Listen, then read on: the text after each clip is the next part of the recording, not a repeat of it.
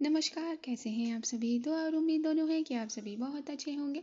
तो बहुत बहुत स्वागत है आपका, welcome, खुशामदीद to my channel R A only love. तो आइए छोटा सा रीकैप लेते हैं। काशी रात की इस गहराई को बारिशों के साथ नाप रही थी अपनी खिड़की पर खड़ी होकर। खिड़की पर तो कोई और भी खड़ा था। हाँ, सात समुंदर पार ग्रीस में कौन खड़ा था? शिवी। भूल गए आप लोग? शिवी के यहाँ बारिश नहीं थी। चांद साफ साफ देख सकती थी वो। अपने मोबाइल में हाथ पकड़े वो कुछ यादें टटोल रही थी। टटोल तो कोई कुछ और भी रहा था। हाँ, रवि के वो हाथ कश्यप के दिल पर कुछ ना कुछ टटोलते ही रहते हैं। बस एक चादर में लिपटे अपनी इस 12वें माले के रूम की विंडो के पास बैठे हुए थे ये दोनों। आराम से बारिश को ज़रा पड़ते देख रहे थे और फिर अपने दिल में उठते जज्बातों को महसूस करते हुए एक दूसरे की छुअन को बाखूबी फील कर रहे थे। तभी कश्यप का सेल फोन बजाया था और उसके चेहरे की रंगत उड़ा ले गया था। रावी ने जब फ़ोन लिया तो पता लगा कि भाभी लेबर पेन में है और सब के सब हॉस्पिटल पहुंचे हैं। फट से रावी ने टिकट अरेंज कराई, फ्लाइट बुक हो गई और ये दोनों एयरपोर्ट की तरफ निकल गए। फ्लाइट में बैठे या नहीं, आइए जान लेते हैं। एक शहर से दूसरे शहर, एक फ़्लाइट से दूसरी फ़्लाइट और एक टैक्सी से दूसरी टैक्सी, इन सब के दरमियान काफ़ी चीज़ें बदली, लेकिन नहीं बदली तो ये बारिश, क्योंकि ये बारिश रुकने का नाम ही नहीं ले रही है। जल्दी जल्दी दोनों के कदम हॉस्पिटल परिसर की तरफ बढ़ रहे थे और जल्दी जल्दी कश्यप पहुंच जाना चाहती थी अपनी अम्मी अब्बू के पास, अपने भाई भाभी के पास। और जितनी जल्दी उसके कदमों में थी उतनी ही घबराहट उसकी हथेलियों में थी। पसीज रही थी उसकी हथेलियाँ। काजू, रिलैक्स, रिलैक्स, कुछ नहीं होगा। रावी, हमें डर लग रहा है। बच्चा, कुछ भी नहीं होगा। हमें तो खुश होना चाहिए ना। हमारे पास नन्ना मुन्ना बेबी आएगा इन्हीं हाथों में। बुआ बनेगी ना तू नहीं कहा था ना? हाँ, जल्दी चलिए ना। हम्म थोड़ा सा जो स्ट्रेस था वो रिलीज़ कर गई थी रावी कश्यप का, और ये दोनों पहुंच गए थे वहाँ। देखा था भाई, अम्मी, अब्बू सभी वहीं बैठे हैं। अब्बू फट से खड़े हो गए थे अपनी कश्यप को देखकर। कश्यप दौड़ी थी और जाकर अब्बू के सीने से लग गई थी। भाई आ गए थे। बच्चा, इतनी जल्दी आ गया? हाँ, क्या करें भाई हम? अब भाभी कहाँ है? भाभी अंदर है। रिलैक्स। जितनी घबराई हुई कश्यप थी उतने ही काम भाई थे। अम्मी भी बिल्कुल नहीं घबराई थी और अम्मी को देखा था कश्यप की आंखों ने और जाकर अपनी अम्मी के सीने से लग गई थी। अम्मी ने कश्यप के माथे को चूम लिया था और सबकी निगाहें रावी पर गई थी जो 4 कदम की दूरी लिए खड़ी थी। तभी अब्बू ने अपने सीधे हाथ से इशारा किया था फैलाकर और रावी आकर अब्बू के सीने से लगी थी। बेटे दूर नहीं खड़े रहा करते। अब्बू ने धीरे से कहा था और अम्मी ने भी आकर रावी के माथे को चूम लिया था। जाकर हैंड शेक किया था रावी ने भाई से। जल्दी जल्दी फादर बनने वाले हैं आप, रावी ने कहा था भाई से। फुसफुसा रहे थे दोनों और इनकी फुसफुसाहट पर कान लगाए हुए थी कश्यप। घबरा तो वह भी रही थी लेकिन अब अम्मी के बगल में बैठ गई थी। अब्बू भी बैठे थे, कुछ बातें करने लगे थे। इतने दिन बाद उन्होंने अपनी बच्ची को देखा था, कश्यप को देखा था। हॉस्टल वाले अच्छा खाना नहीं बनाते हैं क्या? अम्मी ने पूछा। क्यों अम्मी, ऐसा नहीं है। ऐसा नहीं है तो आप इतनी दुबली कैसे हो गई हैं? हाँ, अम्मी ने ज़रा स्ट्रिक्ट आवाज़ में पूछा था। वो बस आपको पता है अम्मी, ये डाइट पे रहती होगी तभी। ना जाने और कितना पतला होना चाहती है। घूर कर देखा था कश्यप ने यहाँ रावी को। रावी कश्यप का ध्यान बटाना चाहती थी और कुछ भी नहीं। रावी की गर्दन जरा दाईं तरफ घूमी थी तो उसने देखा था कि एनिमा जल्दी जल्दी अपने कदम बढ़ाती हुई इसी तरफ आ रही थी, क्योंकि रास्ते में ही एनिमा को कॉल कर दिया था रावी ने। एनिमा ने आकर सीधा अम्मी से कुछ सवाल किए। क्या हुआ? बच्ची कहाँ है? वो अंदर है। अच्छा, कुछ डॉक्टर ने बताया? एनिमा ने पूछा। अभी तक तो नहीं, सब ठीक होगा। अब सभी लोग बैठ गए थे। सभी लोगों के दिल में प्रार्थनाएं थीं, चेहरे पर हल्की हल्की शिकन भी थी। ऐसा नहीं था कि परेशान नहीं थे, घबरा नहीं रहे थे। कौन नहीं घबराता, कौन नहीं परेशान होता। और भाई भाई के दिल की धड़कनें बहुत तेज, बेहद तेज। उनकी जान तकलीफ़ में है। वो बार बार डॉक्टर के आने की राह देख रहे थे। तभी एक डॉक्टर, गायनी, जिनके पास ये रूटीन चेकअप के लिए आते थे, उन्हीं के पास ही आए हुए हैं। ये एक प्राइवेट हॉस्पिटल है। और फिर वो गायनी भाई की तरफ बढ़ती हैं। आपको मेरे साथ चलना होगा। मुस्कुराते हुए गायनी ने भाई से कहा था। भाई की निगाहें अम्मी पर गई थी। अम्मी ने फटाक से जाने की इजाज़त दे दी थी और भाई गायनी के साथ आगे चले गए थे। अब्बू अकेले चेयर पर हो गए थे। रावी ने देखा और जाकर वो अब्बू के ठीक बगल में बैठ गई। धीरे धीरे अपने लबों को वो अब्बू के साथ हिलाने लगी थी।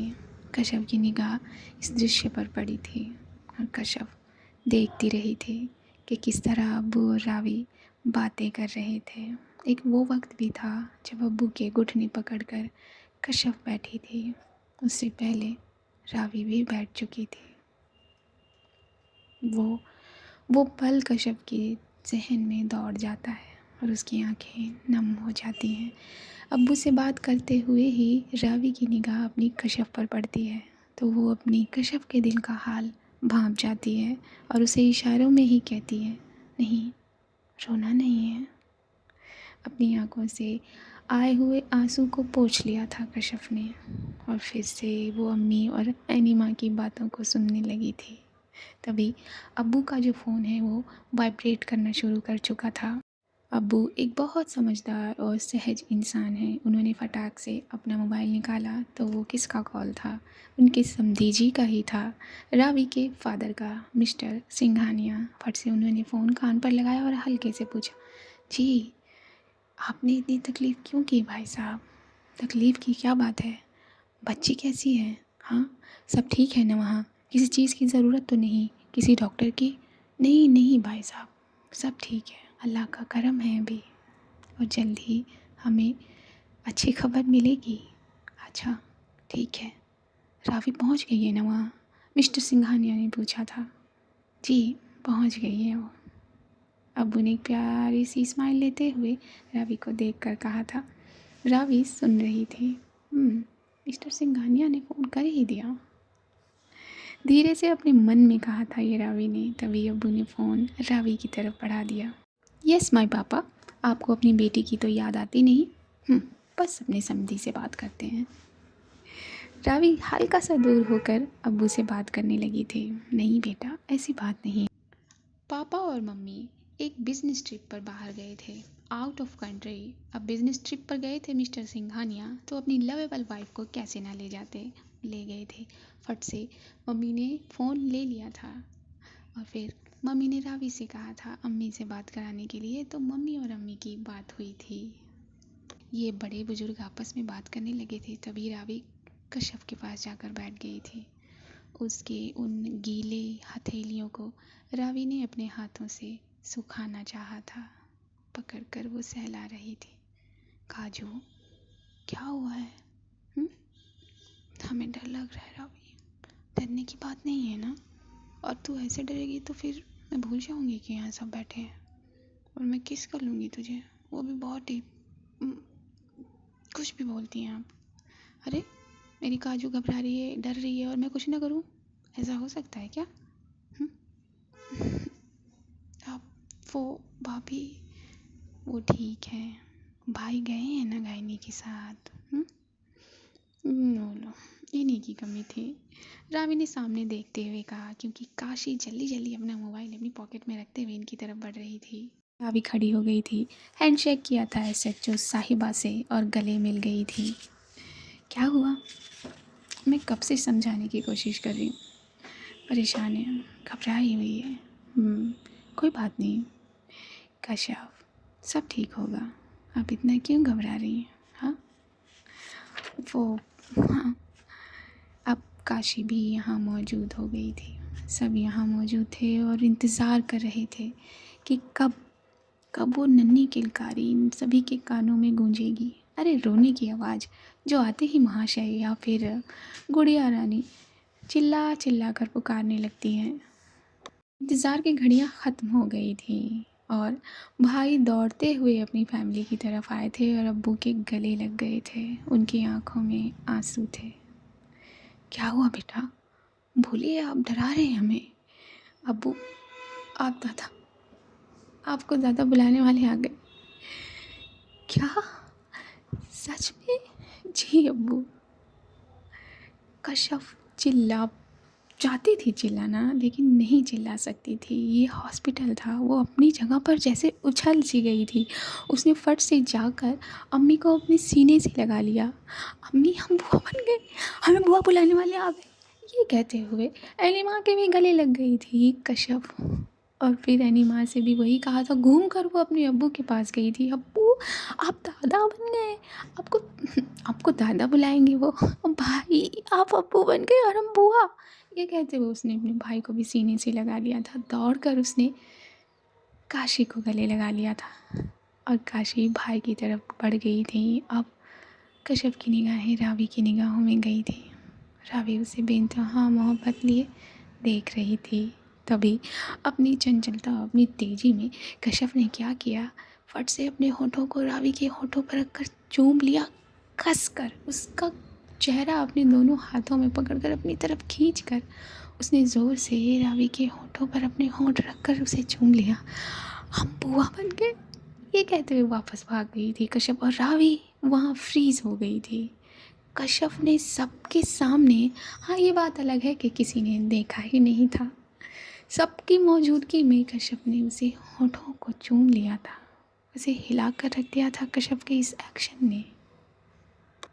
वो बस कश्यप को देख रही थी। कश्यप लिटरली उछल रही थी। वो चिल्लाना चाहती थी, बहुत डांस करना चाहती थी, लेकिन ये हॉस्पिटल परिसर था, इसलिए उसने अपने आप को रोका हुआ था। लेकिन उसके वो कदम, उसके उसके कदमों में वो थिरकन, वो साफ भांप रही थी रावी कि अगर अगर कश्यप को कहीं और ले जाया जाए तो वो नाचने लगेगी।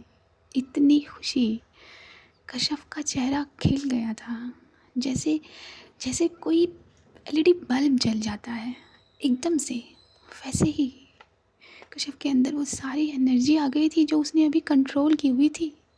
उसके हाथ अब भी पसीज रहे थे, लेकिन अब पसीजने का कारण कुछ और था। अम्मी ने आकर भाई के माथे को चूम लिया था। बहुत खुश थे ये पूरी फैमिली, लेकिन रावी अपनी ही जगह पर फ्रीज थी। उसे उसे कश्यप ने जमा सा दिया था, जैसे पहली बार कश्यप ने उसकी मोहब्बत को कबूला हो। पहली बार कश्यप के होठों ने उसके होठों को छुआ हो। पहली बार उसके हाथों ने उसके चेहरे को भरकर उसे अपनी तरफ खींचकर एक चुंबन दिया हो। वो पहली बार, सब कुछ वो पहली बार का रावी के अंदर दौड़ सा गया था। कश्यप ने उतार छेड़ दिया था। रावी अपने उस एरा में चली गई थी जब उसने पहली बार कश्यप के दुपट्टे को पकड़कर उसे अपने लबों से लगा लिया था। तभी उसके कंधे पर टैब हुआ था। वो काशी थी। रावी, तुम ठीक तो हो? हाँ, मैं ठीक हूँ। हाँ, बुआ बन गए ना हम, तो वो समझ नहीं आ रहा मैं किस तरह से अपनी एक्साइटमेंट को रिएक्शन दूँ। रावी को ये नहीं समझ में आ रहा, मुझे ये बात नहीं पच रही। काशी ने मुस्कुराते हुए कहा, नहीं नहीं, बिल्कुल नहीं। ये कहते हुए रावी ने काशी को गले लगा लिया था। रावी अब्बू के पास पहुंची थी। अब्बू ने मुस्कुराकर रावी को गले लगा लिया था। इतने में नर्स पीछे से आ गई थी। It's a baby boy.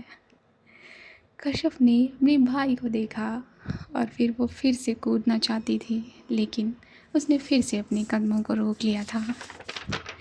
मतलब हमारे हमारे बॉयफ्रेंड आ गए, ये कहा था कश्यप ने, और घूर कर देखा था रावी ने उसे। भाई से जाकर गले मिल गई थी रावी। फिर से फ़ोन कॉल्स में बिज़ी हो गए थे अब्बू, और ये सभी एक दूसरे से यही खुशियाँ शेयर कर रहे थे। रावी ने सबको देखा तो सब अपनी अपनी बातों में ज़रा बिज़ी थे, तो बस उसने कश्यप की कलाई को पकड़ा था और खींचते हुए वो एक कॉरिडोर में घुस गई थी। कॉरिडोर से नीचे की तरफ बढ़ी तो फायर एग्ज़िट था। फायर एग्ज़िट का दरवाज़ा उसने फट से बंद किया। दीवार से कश्यप को लगा दिया और फिर उसे देखने लगी थी। रावी ने बिजली की रफ्तार की तरह किया था। जैसे उसकी दिल की धड़कन अभी दौड़ पड़ी थी, वैसे ही इतनी तेज़ किया कि कश्यप की आंखें शॉकिंगली बड़ी हो गई और वो अपनी बड़ी बड़ी निगाहों से रावी को देखने लगी। इतनी खुशी। बॉयफ्रेंड बॉयफ्रेंड आ गए हैं मेरे रहते हुए। ये कहते हुए रावी ने अपने लबों को कश्यप के लबों पर रख दिया। कश्यप ने अपनी आंखों को बंद कर लिया और बस रावी को उसकी कमर से थाम लिया। उसका चेस्ट एक पॉपअप ले गया था, दिल की धड़कन स्किप कर गई थी। कश्यप ने अपनी आंखों को बंद कर लिया। अभी जो बेचैनी से खुशी से कूद रही थी वो एकदम से शांत हो गई। कश्यप ने अपने होठों को रावी के होठों को सौंप दिया था। ये दोनों एक दूसरे को चूम रहे थे, जिसमें कोई जल्दबाजी नहीं थी। बहुत ठहराव, एक हो जाने का प्रॉमिस था इन लबों में, जो एक दूसरे को ये दे रहे थे। कश्यप के चेहरे को रावी ने अपने दोनों हाथों में भर रखा था और रावी को उसकी कमर से अपनी दोनों बाजुओं में भरा हुआ था। कश्यप ने दोनों गुम थे, बेहद गुम, एक दूजे के लबों में। सांसों ने जब जगह तलाशनी चाही, धड़कनों ने जब एक घर ढूंढना चाहा, तब जाके रावी ने कश्यप के लबों को छोड़ा और फिर देखा एक दूजे की आंखों में। कॉन्ग्रेचुलेशन मेरी जान, तुम बुआ बन गई। कॉन्ग्रेचुलेशन हमारा दिल, आप भी बुआ बन गए। वैसे अच्छा दिल रोका तूने मेरा। हमने? हाँ, तूने। रावी ने ये कहा था और उसके जो थंब थे वो कश्यप के लबों को हल्का हल्का सहला रहे थे, या फिर ये कहीं रावी ने जो गीला किया था वो उसे साफ कर रही थी। और एक छोटे बच्चे की तरह कश्यप सिमट जाना चाह रही थी रावी की बाहों में, लेकिन अभी ये जगह प्रॉपर नहीं थी ना। क्या डांस करना है दोबारा? बहुत हैप्पी वाला तो करना। किसने रोका है तुझे? ये हॉस्पिटल है ना, और हमें डांस करना है जब हमारा ये दिल हमारे लिए गाना गाएगा तब। अच्छा, हम बुआ बन गए, हम बुआ बन गए रावी। वो हमें बुआ बुलाएंगे और हमारे भाई को अब्बू और भाभी को अम्मी। हाँ, और मुझे भी ऐसा कोई चाहिए जो मुझे माँ बुलाए, मॉम, मम्मी, कुछ भी। और तुझे भी। क्या क्या कहा आपने? क्या कहा मैंने? मुझे भी बेबी चाहिए जो तेरी तरह कूदे, तेरी तरह नाचे और फिर तेरी तरह, हमारी तरह क्या, तेरी तरह मेरे सीने से लग जाए। ये कहते हुए रावी ने कश्यप को अपनी बाहों में भर लिया था। तो आपको बेबी चाहिए? हाँ, मुझे बेबी चाहिए। मिलेगा ना? अरे भाभी भी अब बेबी दे चुकी हैं भाई को, तो अब मुझे भी चाहिए। मुझे कोई एक्सक्यूज़ नहीं सुनना।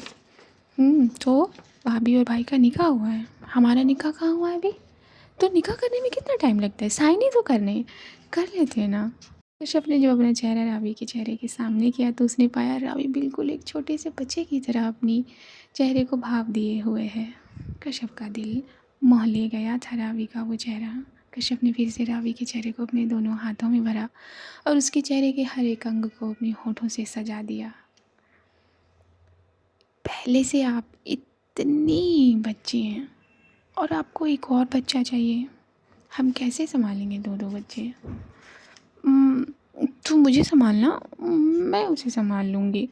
बस तुझे देना है मुझे, और कुछ नहीं करना। हाँ, और कुछ नहीं करना, मतलब कि 9 महीने कुछ भी नहीं करना। नहीं बाबा, वो नहीं कहा मैंने। वो तो मैं हूँ ना तेरा ख्याल रखने के लिए। अभी टाइम है, चलिए बाहर। ये कहकर नाक खींची थी कश्यप ने रावी की। ये क्या बात हुई? ऐसे पठाना तो छोड़ेगी नहीं। बिल्कुल नहीं। ये कहकर कश्यप ने फिर से चूम लिया था हल्का सा रावी के होठों को। अब चलिए ना, वरना सब क्या कहेंगे? क्या कहेंगे? यही कहेंगे कि मुबारकबाद देने गए एक दूसरे को, लिप टू लिप। बदमाशी करना नहीं छोड़ा आपने? नहीं छोड़ा का क्या मतलब? तू चाहती है मैं बदमाशी छोड़ दूँ? बिल्कुल नहीं, खबरदार। कश्यप ने कॉलर पकड़ कर कहा था रावी का। तो फिर करने देना। ये कहते हुए रावी कश्यप के चेस्ट में घुस जाना चाहती थी, लेकिन कश्यप ने उसे रोका। बाहर चलिए ना, शिवी को भी तो कॉल करना है। अरे हाँ यार, काशी भी बाहर ही है। चलते हैं, रुक। ये कहकर वापस अपनी तरफ खींचा था कश्यप को रावी ने। कश्यप के वो लंबे लंबे केसुओं को फिर से उसने संवारा था और कश्यप चुपचाप खड़ी थी, कुछ भी नहीं कर रही थी। रावी ने उसके दुपट्टे को ठीक किया, उसके बालों को ठीक किया, उसके होठों को फिर से अपनी हथेली से वाइप किया और फिर अपनी कश्यप का माथा चूमा। अब चलते हैं। हाथ पकड़ा था कश्यप का और अब वो फैमिली की तरफ बढ़ गए थे। आज के भाग में इतना ही। कश्यप बुआ बन गई है, रावी भी बुआ बन गई है, भाभी जान अम्मी बनाई हैं और अब भाई को कोई अब्बू अब्बू कह के पुकारेगा। दादी और दादा की खुशी के तो ठिकाने ही नहीं है। और वही समधन और समधी जी का भी यही हाल है। कश्यप के फादर और मदर की समधी समधन कौन हुए? रावी के फादर और मदर। वहाँ शिवी अभी नींद ले रही है। शिवी की नींद भी तोड़ी जाएगी, लेकिन ज़रा सा रुकिए, ठहरिए।